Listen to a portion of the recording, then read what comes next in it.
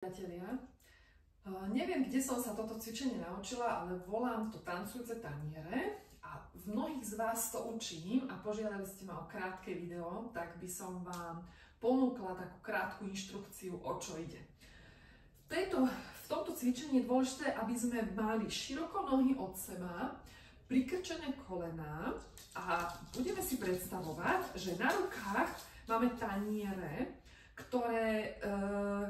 na ktorých sú, dajme tomu, nejaké krokety, ktoré sa ľahko pohybujú a ľahko kotúľajú. Cvičenie je určené na kĺby a rozpohybuje v podstate celé telo, keď sa vám nechce alebo nemáte čas dlhšie cvičiť.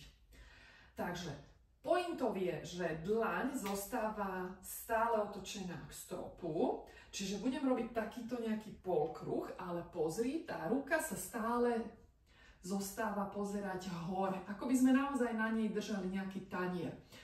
Dôležité je, že chcem robiť veľký kruh rukou, aby som akoby motivovala aj zbytok tela k tomu, aby sa prispôsobovalo pohybu paže.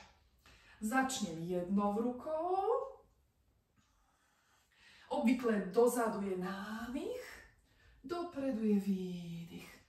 Nádych, všimni si, že tu som pokrčená v kolenách, aby som mohla ten záklon urobiť. Keď totiž to sa vystrete, oveľa ťažšie je vôbec robiť záklon a tá ruka nevie urobiť ten kruh a tu si ju budete lámať, neviete udržať dlaň smerujúcu dohora. Keď nohy pokrčím a viem urobiť záklon, tak to rameno nemá pocit vyklbenia. Všimni si, že vďaka tomu kruhu, ktorý robím pažou, teda rukou, sa moja panva točí pekne v kruhu a robí tiež pohyb, ktorý rozpohybováva kolená, členky, stabilitu musíš držať. A keď to ukážem z boku, tak vidíte, že to cvičenie zasahuje aj kríže. Toto isté môžeš potom urobiť samozrejme druhou rukou ľavou.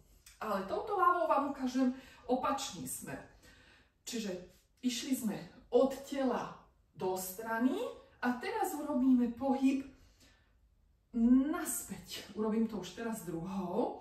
Čiže k telu, tu sa uhnem tej ruke a ruka ide do strany, vráti sa. K telu dopredu, robí veľký kruh nad hlavou a vráti sa. A skúšaš, čiže toto je ten opačný kruh. Pre smelých a zdatnejších tu máme aj možnosť urobiť to dvomi rukami naraz.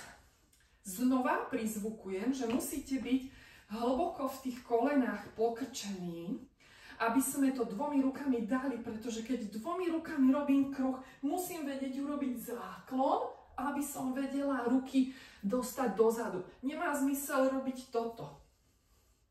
Hej, tu neudržím tie dlane. Ide o to, že my chceme rozpohybovať všetky kĺby, všetky stavce. Záklon, predklon sa strieda s kruhom v tele.